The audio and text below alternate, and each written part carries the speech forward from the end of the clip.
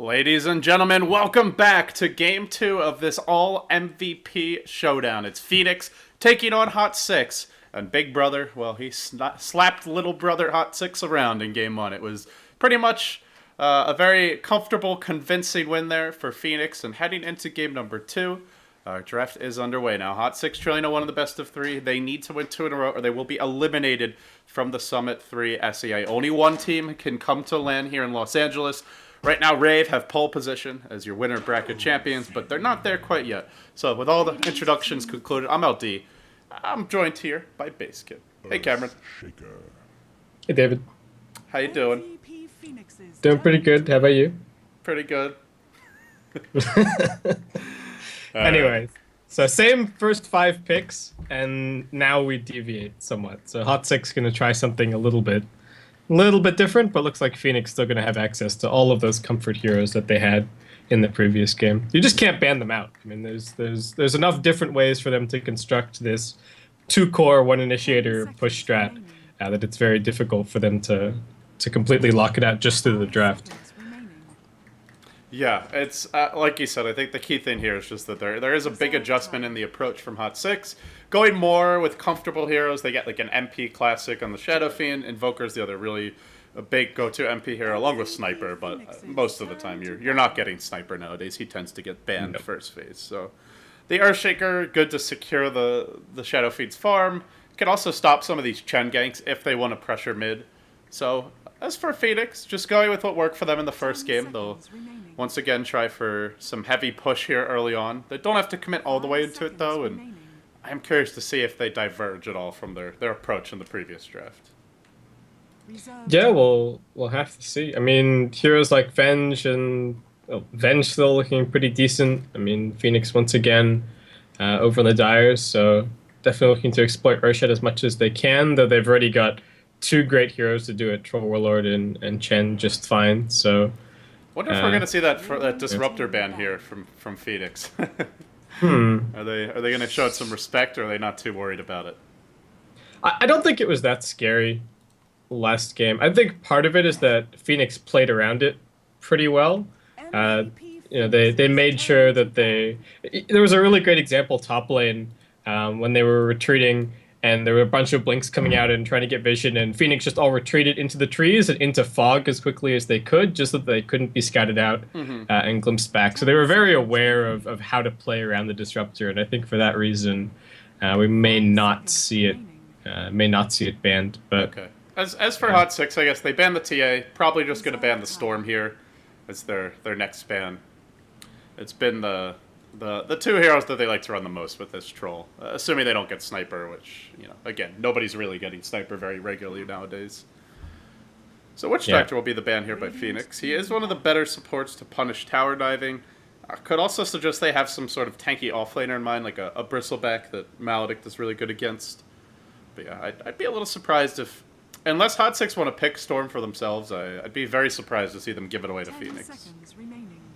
yeah, it used to be that you would sort of say Witch Doctor and Crystal Maiden were both sort of the best supports to have against Chen, but with the number of creeps that Chen has now, Crystal Maiden is somewhat worthless. Well, not worthless, but less potent. Yeah. So the Witch Doctor, I think, is that band's largely targeted at that, just making sure that Chen can get his spells off and use his creeps. Yeah, that cask stun just lasts so long on creeps. So yep. Very annoying for the Chen. And Venge will be the ban. So they're going to leave the Storm in the pool.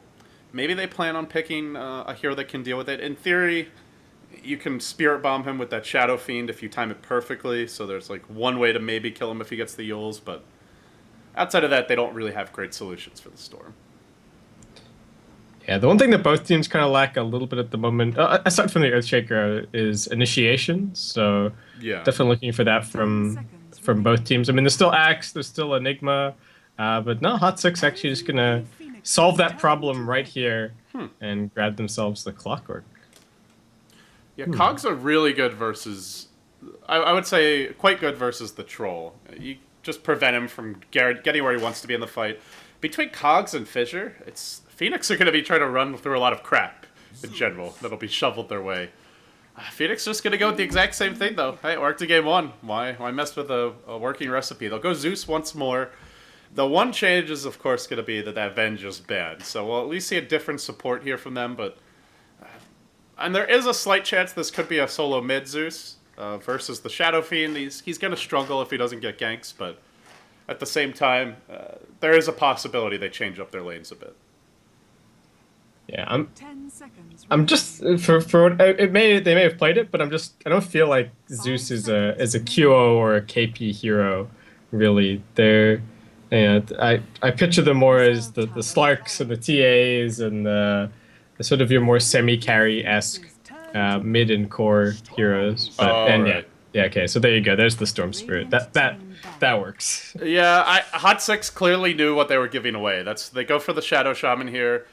So they get a support that can, be that Blink Hex to kind of jump the storm, but I wouldn't really call it a solution or a counter necessarily, because Storm normally looks to be the one jumping you, and with the Zeus to give him vision from his ultimate, he's going to have a pretty good idea of where these heroes are. So I guess it gives them a support that could push as well as the other thing. Hot6 didn't really have too much push with the off-lane clock, the support shaker. But I worry a bit for them, though. There's a reason why teams have been banning that Storm second phase when they see the Troll come out for Phoenix, and it's just such a damn strong combo together. Do you think Hot6 might try and pull a Vici and just camp the Shadow Shaman mid and see if they can get Storm 0-4 in the first 5 minutes? They might try. To be fair, Phoenix don't really have the best defensive supports.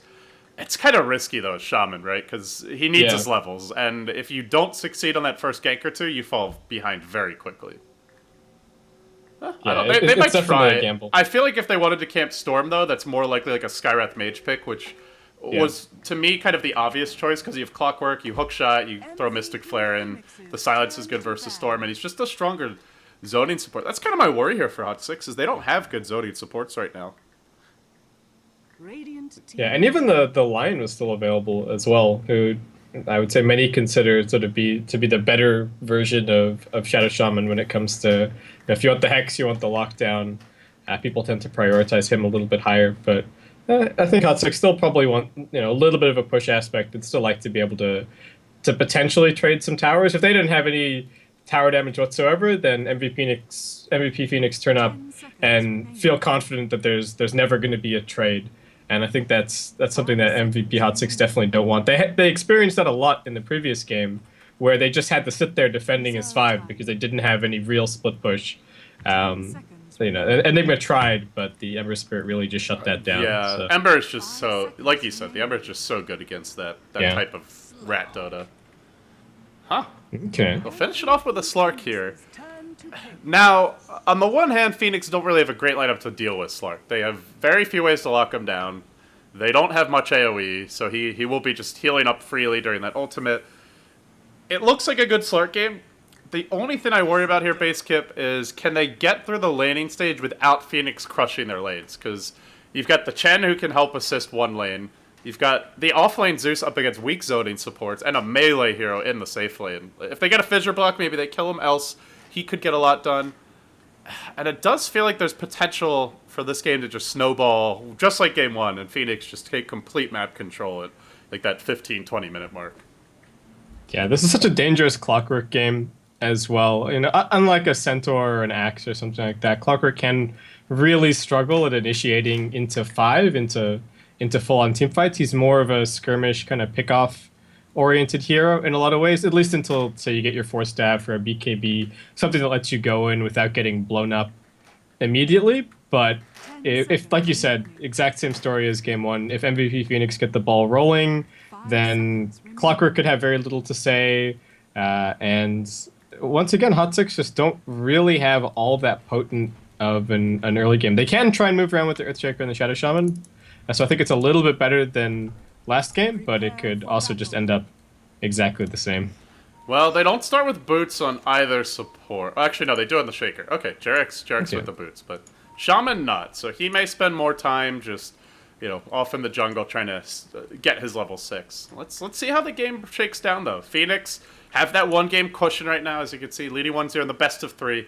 Somebody is going home from MVP. On the other hand, somebody will make it into the grand final. So I guess if you're an MVP fan in general, you've got a team to cheer for regardless. The Rave is waiting, but we'll introduce the teams now. On the Radiant side, Hot6 once again. It'll be Jerax playing your Earthshaker, Forev, the Slark. It's Baton on the Clockwork.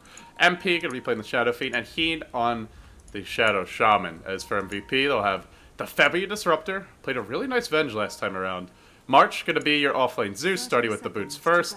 K Phoenix on the Troll Warlord. That does put Nuts onto the Chen, and it leaves QO on the Storm Spirit. Wants to cut his early bounty road here and secure that fast bottle. Looks like Shadow Friend may be getting the same up in the top side of the map. They will block one camp here for the Chen. But MVP Phoenix able to keep like decent eyes on their jungle while the warding was happening, so they did block this camp as well, but not so important for the Chen more to shut down that Febby Disruptor. Does he have Sentry Wards? Chen already started with some, so I'll have 2 shots here to get these camps dewarded. Yeah, so I thought Jerax was going to potentially go and block the offlane with Fisher to get it back under the tower, but he actually just goes back and uses boots to help MP get the starting block here on mid, which looks like it's actually going to end up being very even. Slight advantage to the SF overall. Yeah, of course, the Storm generally going to have the edge here at the first few levels, with the Shadow Fiend having very pitiful base damage, but he'll have Earthshaker help. And a lot of Shaker help, actually. Started with Magic Stick on the Shadow Fiend. You generally don't see this very often. Storm is a pretty spammable spell in the Static Remnant. We'll see how it works out. For now, MP off to a good start as far as the CS goes, though. Already getting 2 denies in the first wave. That Earthshaker help, making a bit of a difference. Now he's going to go stack. We'll see the Big Bird coming in mid. Trying to turn this 2v1 into a 2v2. And looks like it'll slightly force MP back. Yeah, maybe not. He's going in. He wants to fight here. Only level 1 raise, though. No kill potential, really. Yeah, shame. There's still 20 seconds left on this tornado. So I wonder if Jack should have just fissured the Wild Wing instead of fissuring QO, because he's just gonna get his bottle delivered. Yeah, I think he should have. Now that you mention that, MP is not having fun here, man. That tornado packs a punch. It does a lot of damage early. In fact, he's good. Oh, the Overload proc missing. QO could have almost forced him back to base if that hits, I think, if you go for the second Overload proc as well. There will be a wraparound here by Jerax. Wants to maybe Fissure block QO, who sticks around, but just in the nick of time able to retreat himself away. In the meantime, we haven't really talked about the 2 offlanes. Let's see, how are we doing here? Baton on the offlane Clockwork, hits level 2. This Zeus of March actually having a surprisingly difficult time. Heen is laying into him. He's already used up his regen. It looks like he's just going to buy a TP and suicide to Roshan. Actually, purchases that Rain of Protection. He'll get the quick Fountain Trip. But so far, it seems like the Zeus struggling here a little bit more in the offlane. And they're doing a good job of keeping the creep equilibrium back. So he's not getting too much. Yeah, they're actually doing a very good job of controlling it. Heen also knows that he can just... It's pretty straightforward for him to fight Zeus at this stage, and Slark's positioning well to be able to back him up, so... offlane Zeus not working out all that well, and not even level 2 just yet. Last game I feel like they pushed the lane a little more. I'm not sure how that started, but yeah, they're doing a good job of keeping it back. I also want to point out, Basskip, they dropped 2 sentry wards here. One to try and deward the medium camp, or the small camp, I should say. They fail on that one, even though it's in vision. Looks like they didn't know where exactly it was, and I'm not sure why they dropped this sentry. Was there like an illusion or a hero manually blocking this camp? Because I'm a little surprised to see that one placed down. I feel like he may have just not checked before he... Yeah, it's either they manually blocked it, which I don't think they did, or it's just like, well, they probably blocked it. I just assumed that there might be a ward there, but not the case for Nuts. In spite of that, he's still level 3 at 3.5 minutes, which is not terrible when you consider how much time's kind of been wasted here with creeps mid and camps getting failed on the D board. Do you want to set up on QO mid lane? Need that level 3 raise on Shadow Fiend. Oh, this is going to be awkward. Jerax. He walks right into Febby. Thunderstrike's there. They have the glimpse to greet him, and it's a good glimpse, too. Pushes him way back. First blood going to, of all heroes, Storm. In a game where they have mediocre tools to deal with him. Not a good start here for MVP Hot6. I mean, that was just so unfortunate for Jax. Was going for a smoke, trying to set up a kill of his own, and just happens to run into the other He smoke. may die here. The little Zeus running him down. You can't afford to give up those kills, and fortunately he won't. Just barely able to deny himself. Now MP comes in. I don't think he has this, though. He's going to need a triple raise, and... Oh, actually, just barely gets it off in the end. Nicely played there. Didn't look like he was going to be in range for all three, but MP pulls it off. Okay, so it's a kill for each mid laner and a... Well, one Shaman suicide deny, on I guess, the... Yeah.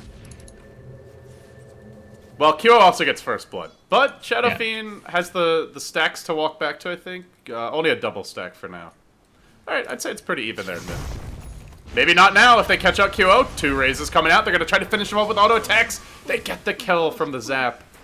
Well, there's your first death mid, and MP the one to claim it along with Heen getting the last hit. Now, about level 6 and change.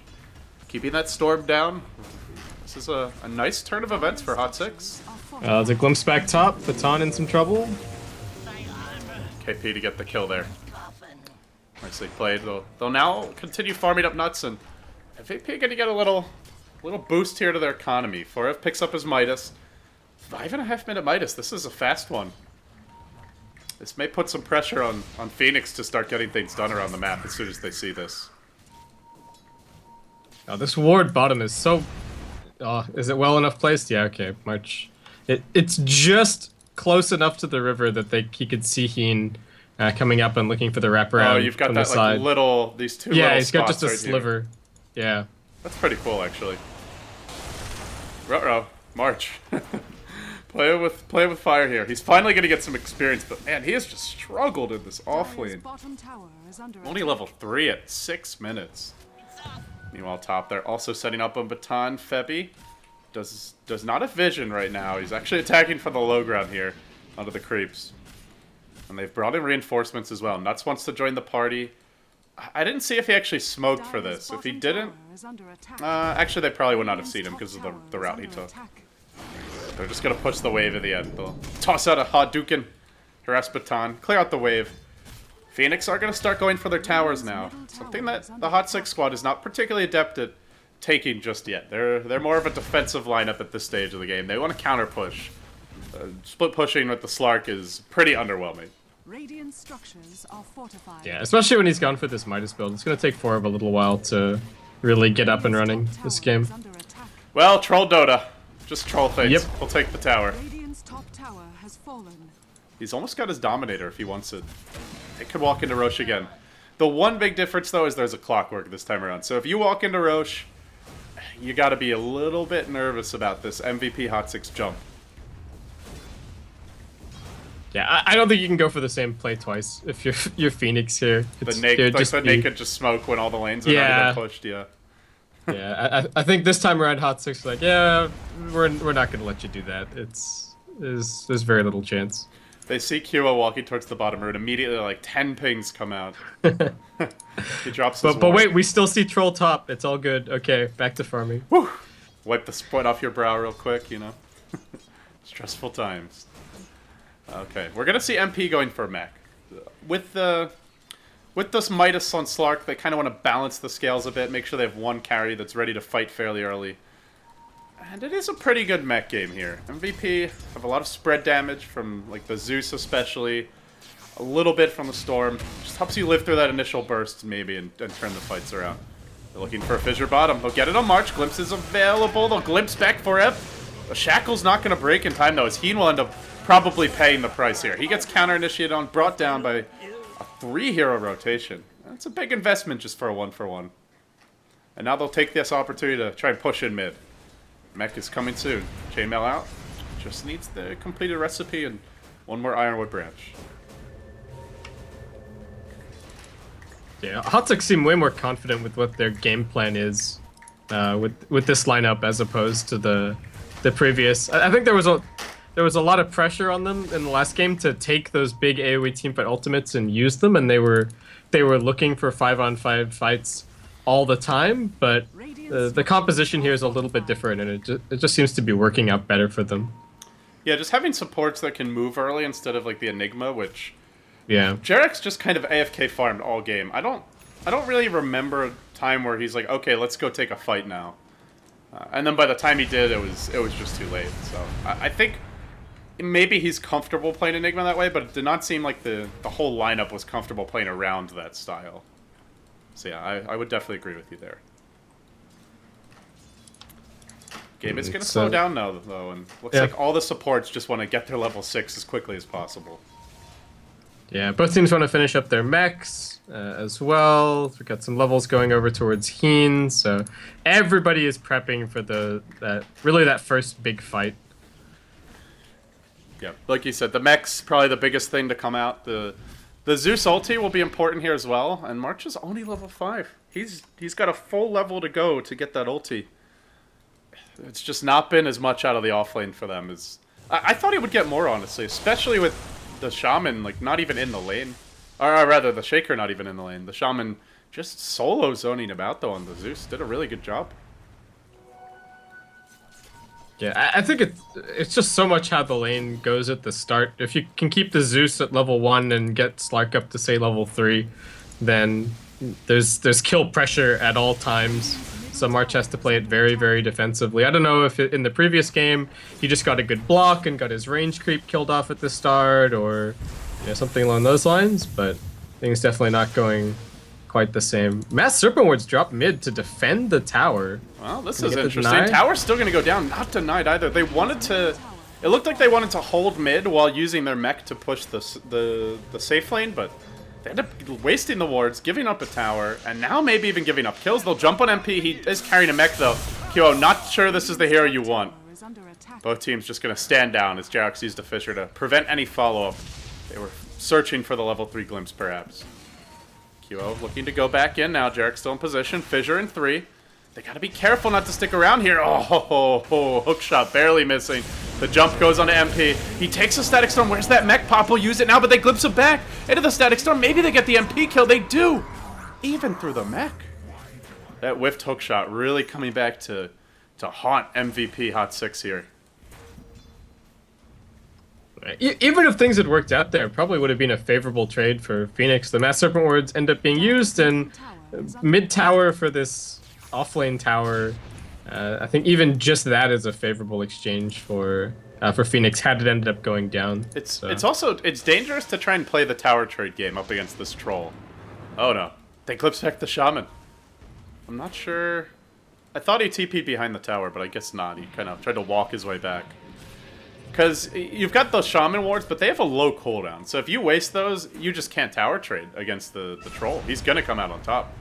Well, speaking of KPX, maybe this time he doesn't come out on top. Takes another raise to the dome. The long-range raise was already used, though, as KP dodges away from the 4F leap. Now popping his ulti, continuing pursuit. QO going to go in onto MP. He zips out, dodging away from the Shadow Fiend Requiem. But maybe not from these last killing raises. They hook in. They'll bring down QO. Well, this 4-man Dota bottom lane seems to be working out pretty well here for the Hot6 squad. Well, now Nuke got the wave. They find Febby in the tree line. They'll bring him down, too. And now look to push in. Storm, the crucial pick off there. They might even get more. Wards are off cooldown. Oh, wow. They're ready mid. They could get 2 towers as well as a Storm kill. This is going to be tough to hold. Now the tides have turned all of a sudden. No tower deny mid even. That hurts. That was really well played by Hot6. They're realizing that they still had an opportunity to bring everybody bot and take that fight. That was a little bit cocky from KP as well, I'd say. That was a 3,500 gold swing at like the 13-minute mark. That is just absurd. Yeah, two towers, 2 kills. Yeah. I mean, the thing is you kill the troll, and now they're not threatening your towers. So it's not just about the troll kill. It's about the fact that like they can't go for a tower trade, even if you get that tower mid. And it now puts Heen and closer to his Blink Dagger as the support Shaman hits level 8. Is going to start leveling up his Hex, and if he's able to get that Hex before the Storm truly comes online, this could be very devastating for your Dire squad. Hot6 trying to beat down Big Brother here. Baton Smoke will break. He's fishing for a hookshot. Febby is ready with a glimpse back. If that actually comes, they get the vision on him. They hook into the river. He can't glimpse back both, though. That's the game plan here, though. Settle for 4F. Ends up falling, though. In the meantime, well, your Storm walks in, but he zips into a Shaker ultimate. Gets dunked. They lose the Storm again. They simply cannot afford to keep on losing him. Now March may be next. He's hesitated about which way to go. He tries to be cute and clever with his movements. Ends up falling as well. The one trade is KP coming in for the sideline, bringing down the Clockwork. Make it a 3-for-1, though.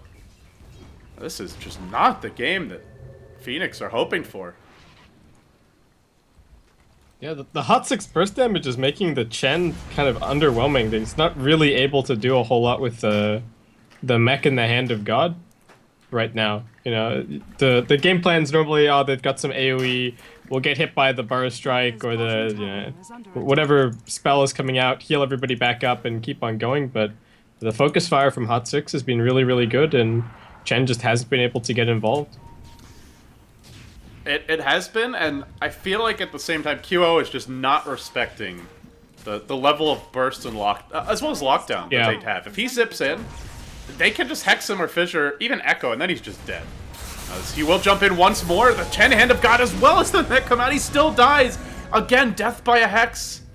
No respect here. They get the Clockwork as a trade over towards the mid lane, but hardly seems worth it to give up your precious Storm Spirit once more.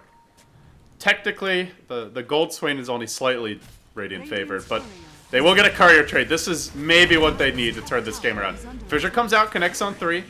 Courier down. Now the tower may fall as well. Did that courier have anything on it? Nope. Delivery already made. Now the scales may shift back the Phoenix way. Both teams kind of giving up these freebies here. The courier kill, the double storm deaths. Oh, this has not been the smoothest, most polished game by either team. Yeah, definitely not. QO wants Forev, but no, not even going to be able to force out the ultimate here. The Slark's well and truly gotten away with this Hand of Midas. Oh yeah. This game. He's got 3,200 gold. He could just buy a Shadow Blade now if he wants it. Wonder if that's going to be the choice for Forev. Oh, Don't no, get greedy. Oh. Barely. They might even turn this one around, actually. QO now bottling up. This could be the opening that he's looking for. Echo Slam was cooling down in about a second as Jax will get caught. Very nice Static Storm comes out from Febby. But they are chasing QO. It seems he has stayed around too long. He's going to... Oh, maybe with the Soul Ring. Just enough mana to zip out of range for both raises, but not from the hook shot, which comes in with some both of them. Oh, MP! Oh, he used the raises in the wrong order, unfortunately. Gets nothing. And now we'll be forced back. Then they even glimpse back this Clockwork. Are they going to get the kill in Baton? They will. Febby making all kinds of plays here on the Disruptor.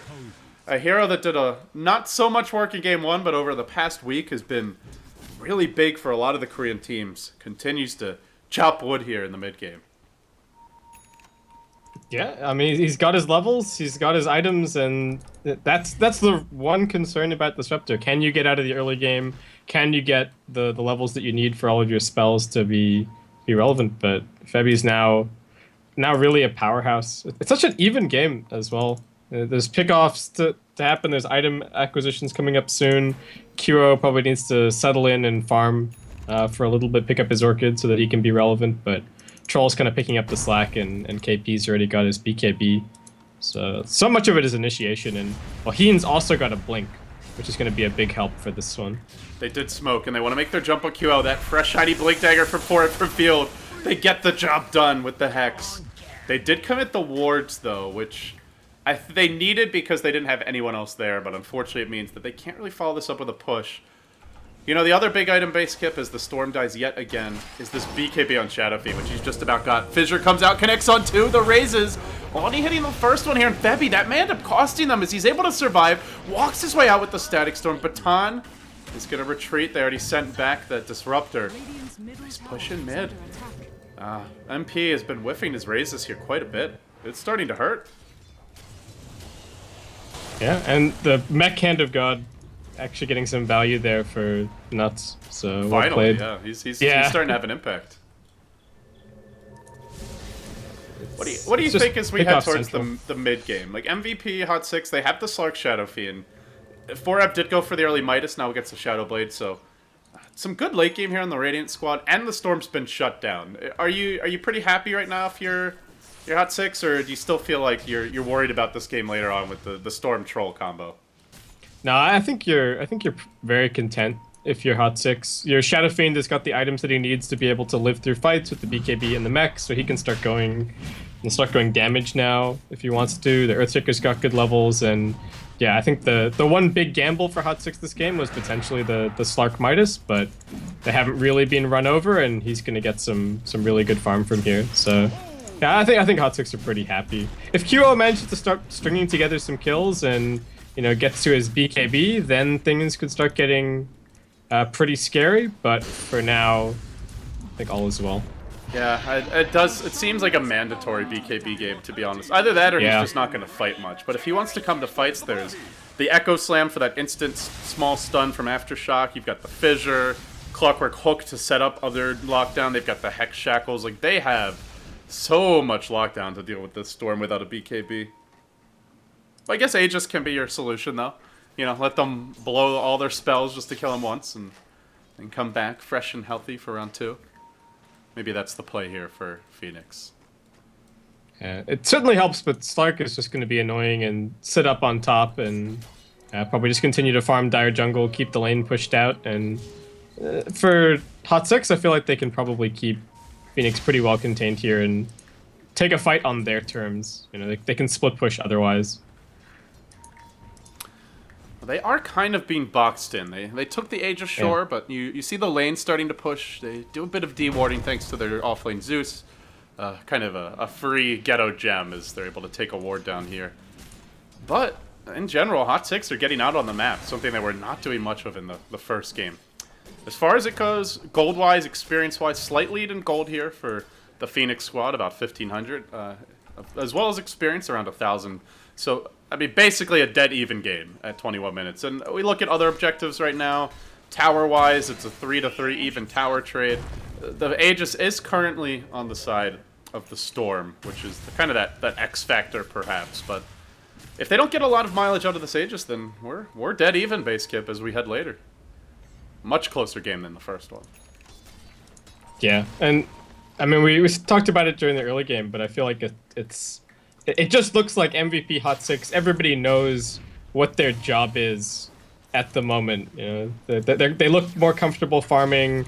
Everyone's kind of off doing their own thing, and they're not pressured into taking team fights that they're not sure if they're the right position or if they can necessarily win them. So much more measured. But Phoenix, they got that Aegis, they want to force it. So out they come. Zeus ulti comes out just to do a bit of scouting here. That means they won't have it for the upcoming team fight. They're going to show the Storm mid. It's pretty obvious the rest of the team's here. Now they're just going to reveal and say, you wanna hide? That's okay. We don't need to come and find kills. We can just take towers with our battle trance. They'll bring in the creep army, start laying into the tier 2. Radiant squad, unfortunately, there's no Blink Dagger just yet on the Shaker. Jarex has about 1,700. If he has Blink, maybe they consider a fight, but without it, it seems they will be forced to give this one up. Glyph will be used now. They use the Glyph for the tier 2. Gotta be careful not to lose any bigger fights after this, as that would open the way for a potential tier 3 breach. Tower goes down, QO. Not getting the last hit, though. It will be your Chen who claims that. Not really ideal, but Nuts will take it. He's gonna now pick up his point booster and work towards that Eggs. Well, that may be another way to try and win this game for MVP. Get the Imba plus 15% HPR and just try to deathball your way down mid. And this is where this Blink Dagger for Jarex is so crucial, and not dying here is very important. Don't get bashed. Okay. Nice play by Jarex. 2 pieces of the tier 2, so he doesn't even waste too much time. But they are setting up bottom lane. Uh-oh, QO. Leap comes in. He's going to ball down to the low ground. They lead with 4-Ev. Not the hero that can really start the fight for them. A little surprised they didn't try to get Heen in, but seems he wasn't going to get in range anyway. Even though they don't get any kills, they get 2 TPs, and that's going to stop the push, and that should probably be the Aegis timing out as well. So they weather the storm here. They lose a tier 2, but a tier 2 for an Aegis is not a bad trade. Yeah, and they're going to get their blink on Jarex, which I think is well worth it. Taking that fight mid would have been really questionable, and if he had died, would have set that back a lot, and MVP Phoenix could have potentially pressured high ground without the Shaker blink. So I think that's the big reason that they don't do anything. Storm there. is starting to find little openings around the map, though. He'll get his first kill on Baton. It's before the Aegis expires. He's pretty low on mana here, but it seems they won't be getting close to him. They can even send him back with nuts if they so desire. No, oh, he may just die. He'll ball out, and there's your send back. Okay, he'll end up surviving. Yeah, so it looks like Storm's actually going to go Bloodstone as the next pickup, so no BKB on the cards just yet. That's still good. I guess they're kind of a weak team fight lineup anyway, so it seems like his idea here is, let's focus on our strengths. Let's try and get me as fat as possible. A late game Storm is going to be very difficult for Hot6 to deal with when he does go back for like that Linken's BKB eventually. And for now, QO just wants some me time in the woods. Yeah, it's a much better pickoff item, and the other factor as well, you know, we touched on a little bit that Chen has been having trouble kind of getting value out of the mech in Hand of God, so a slightly extended HP pool, which you get from the Bloodstone, isn't too shabby when it comes to that either. This is a little bit of a desperation smoke, I want to say, from Hot6. They have no vision at all right now. You look at the Radiant team, the only hero moving around is the Slark, who isn't finding pickoffs. Perhaps expecting Phoenix we're going to back, but that's not the case. Phoenix are barreling down the bottom lane. Your Zeus trying to scout up the tree line, chucking a Thunderbolt here or there. They go in with the Echo Slam onto QO. Now the wards come out. Can they get the pick to start the fight? Yes, they can. They'll glimpse back for Ev. And now the fight really breaks out. MP popping his BKB, going hard in the paint. In the meantime, KP able to finish off a chasing Clockwork. But they may lose more. They'll send back the Disruptor, nuts to TP away. And now March, the last man standing, not going to make it out. They left the Zeus behind. Mario will pay with his life. But meanwhile, mid lane. Creeps are hitting the tier 3 at least. Good reveal of that Blink Dagger from the Shaker. Making a difference there. Yeah, exactly. Kept it hidden and really caught MVP by surprise there. They were ready for a potential Clockwork hook shot in. There's plenty of creeps there. You know, Storm can zip himself out, but Jerax just drops the slam, and that's the end of that. I guess it was a slightly aggressive position for the Storm to be in, given the fact that they do have the Shadow Shaman blink at the ready, but I think QO was just playing around the fact that they did have the Hand of God and the mech at the ready. It's just that the Echo Slam damage was a little bit too much. What's the next timing going to be here for Phoenix? Chen Eggs is on the way. KP just completed the Blink Dagger BKB. So no big items coming for your Troll for a little while. Interesting not to see the Scotty. That's normally the go-to item, but I imagine KP will get it next. Just a lot of lockdown. The same reason it's annoying for the Storm, it's even more annoying for your Troll, who's almost bound to be in the middle of the fight. And also unlikely to be the Aegis carrier. That's probably the other factor here. So, well, aside from that, Bloodstone and the Chen Eggs, those are like the only two real items that are coming for Phoenix. They may just farm for a while. Yeah, this Zeus is still really struggling. He's only just hit level 11, gets his second point up in the Thunder God's Wrath. They smoke. And straight smoke. Heen is off in the middle of nowhere. He's actually dropped a nice ward down mid. They narrowly dodge him. Zeus ulti comes out to get a bit of vision, and now the ball back onto Heen. They caught him on the way out. QO with the quick reactions will isolate and bring down your Zeus. Bit unfortunate for him. It looked like he wanted to just set up shot mid, but not gonna happen. Yeah, they lose a shaman for a smoke. Not really the biggest deal. Poor guy loses his ward as well. So no, that hurts. That's what's salt in the wounds, man. They're going in, though, onto MP. He'll BKB. KP has his own BKB. The hookshot gets forced out. And now, in the meantime, Slark finding a kill on the bottom side of the map. The Storm went down. It looks like maybe the Shaker Echo was dropped there to make it happen. Yeah, he went in for the Blake Echo. 4F followed up. Out of all the heroes in MVP Phoenix, the Storm is the one that just continues to rack up the deaths. 7 deaths at 28 minutes. He's half of their deaths. I honestly, I expected better out of QO. He's just been thoroughly shut down this game. Blink Echo, Blink X. A lot of ways to deal with him, it seems. Yeah, I think in a lot of ways it's because KP has been making himself really elusive as well. He's got this blink. I think he's been maybe reading the map a little bit better, and also MVP, their game plan this entire game has just been put pressure on the Storm Spirit. We saw it with how the lanes played out in the in mid. Jack spent a bunch of time there. They brought in a relatively early Shadow Shaman gank as well, and so as much as I think QO could have shifted gears and started to play a little bit more defensively, it just so happens that every single time he's pushed his luck a tiny bit, he's gotten slapped for it. It is adding up. He's pretty far behind at this point. It's unfortunate. Even though it's a really slow Storm game, I still feel like he could be that hero that just takes over and carries it. Maybe the Slark shuts him down with an Abyssal Blade, but outside of that, once he gets BKB later on, there are still very few ways to deal with this Storm. But he's got to get there. Got to cut down on the feed trade and start farming. He's now the other sad thing is now even when he could go farm an extra wave or two, he's like too afraid to do it. He's not pushing his luck bottom. Could easily farm one, maybe two more waves before they rotate, and now instead gonna find Teen, big ball in. We'll get the kill mid. The Shaman has been a freebie thanks to the Zeus as well as these nice wards around the map. Yeah, the vision from MVP has been, well, from Phoenix, I did it again, has been really good. And also that's the one place where March is still really contributing in terms of getting these D wards and making sure that vision is tough for Hot6. There is a rotation though. MVP, Hot6 coming in hot. Bloodstone was just delivered. Yeah, you hear that. I'm like, let me make sure I get them right. I wish they would just say like the full name or even just Hot6 up top in Phoenix, but you can't have everything you want, I suppose. They're now working on the Roshan. It drops incredibly low here. Clockwork trying to find an angle in, but Febby was just like in the neighborhood looking to body block him out. Not gonna find the jump. They get the Aegis on the Storm once more. And that'll be it. We'll back off on the side of Hot6, and well, Phoenix with a fresh lease on life here.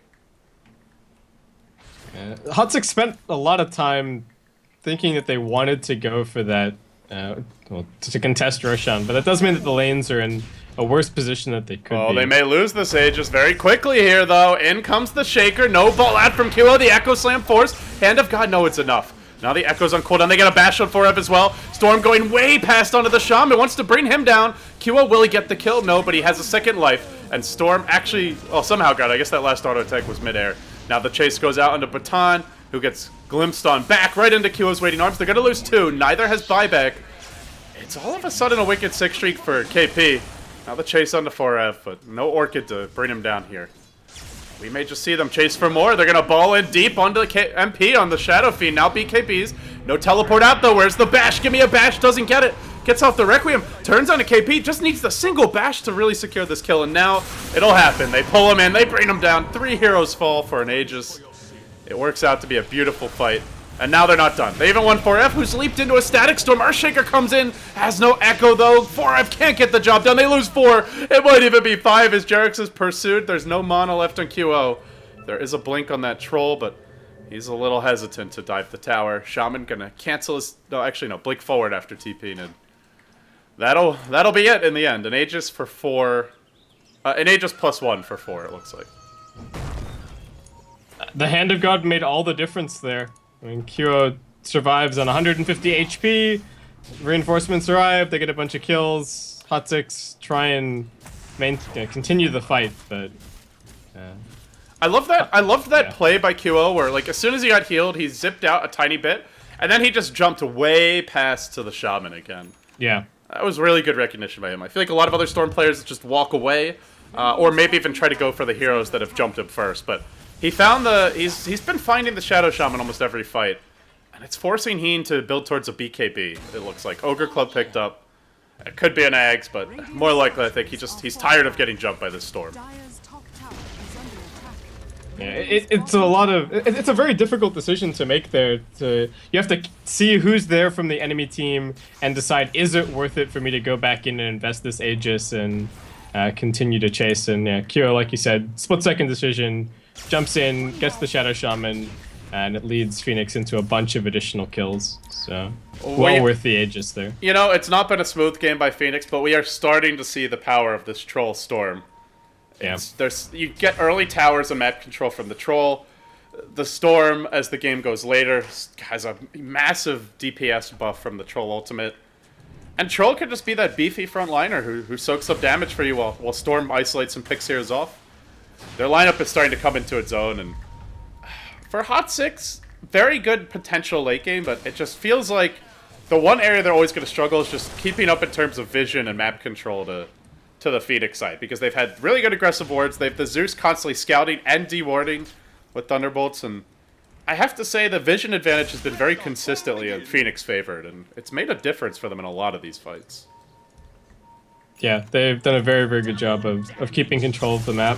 But one thing I want to touch on a little bit is the item choice from MP. I thought that after the mech and the BKB, he might consider going into something like a Butterfly, for example, but he ends up going for the Scotty, and we kind of saw it earlier, or we saw it there in the duel against the Troll, that his damage output with the right clicks isn't actually all that scary right now, I think, as a result of going for the Scotty. I know we see a lot of the item at the moment, but I'm not 100% sure if it was the right choice for MP in this particular case.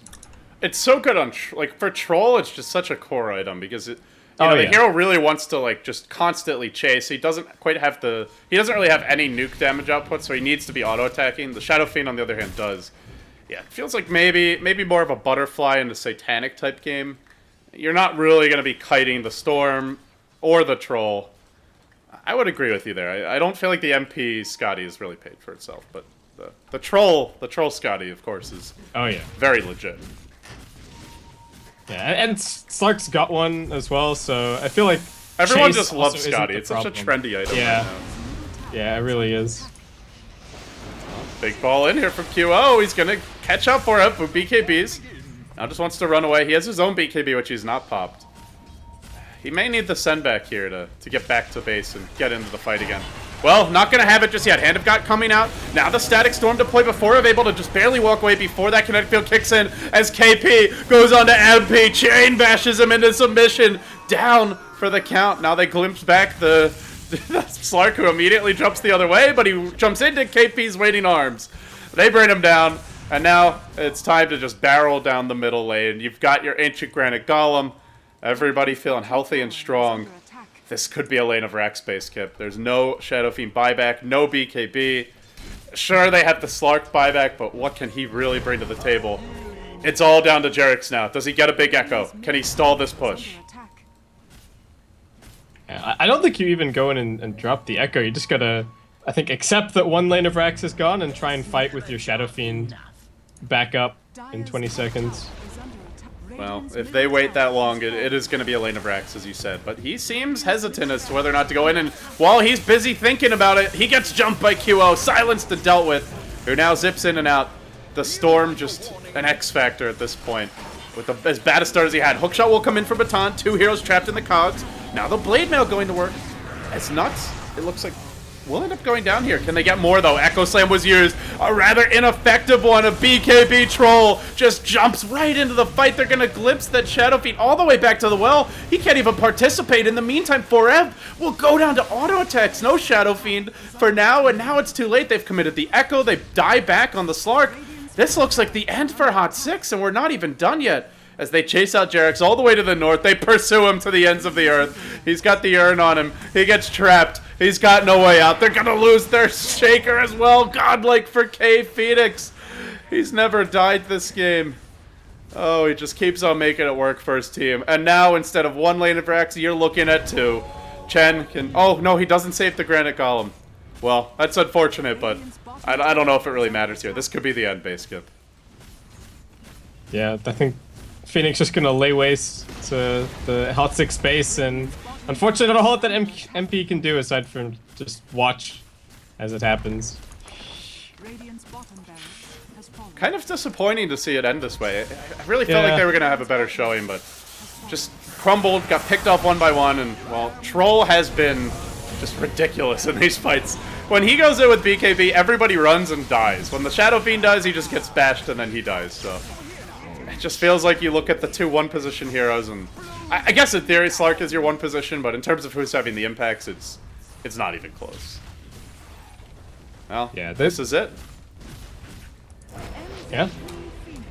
Congratulations, GG. MVP Phoenix. They have a rematch with Rave. Your Pinoy Dominators, who are now playing in Korea, they just wrecked Phoenix the last time around. It was Hot6 who was able to take a game off of Rave.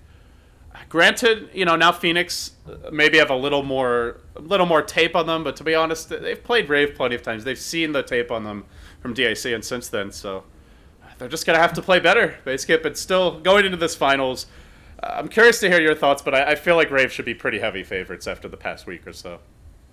Yeah, I think just based on recent performances, it's got to be Rave favored. You did say, like you said, Hot6, they took a game off of Rave, so maybe the Phoenix guys can sit around and pick their brains as well as to what the best way to approach the finals are, but I think I'd still favor Rave overall. All right, well, thank you for joining me, Cameron. Guys, you can follow him on Twitter at Basskip. Any shout-outs here before we go, or are you just you ready to pack it up? No, I think that's about it. Thank you very much for having me on. I hope if anyone wants to leave me any feedback, they can email me at basskipdota@gmail.com. I'd love to hear from you guys just because I haven't been doing as much casting recently. But aside from that, I had a good time, and thanks again. All right, thank you for joining me. That was Basskip, of course, guys. You can follow him once more on Twitter at Basskip. Myself, if you'd like, at LDDota. Well, MVP still win. It's maybe not the MVP some of you were hoping for. Hot6 will end up falling here. And with that said, guys, it sets up our grand finals, which will be played tomorrow. I don't know the exact time. We'll tweet it out, though, so you can follow up Beyond the Summit for all the news and information there. Winner of that grand finals comes to Los Angeles, competes for at least $150,000, but it is likely to rise a lot more once the chest drops, which I guess isn't going to be this week. Hopefully will come out next week. I know a lot of you have been wondering about that. As soon as it's released, we'll tweet it out. We'll let you know. But for now, congratulations, MVP Phoenix. One series away from coming to land. Rave will be waiting, though. They're the final boss of SEA. That grand finals, we'll see you tomorrow for it.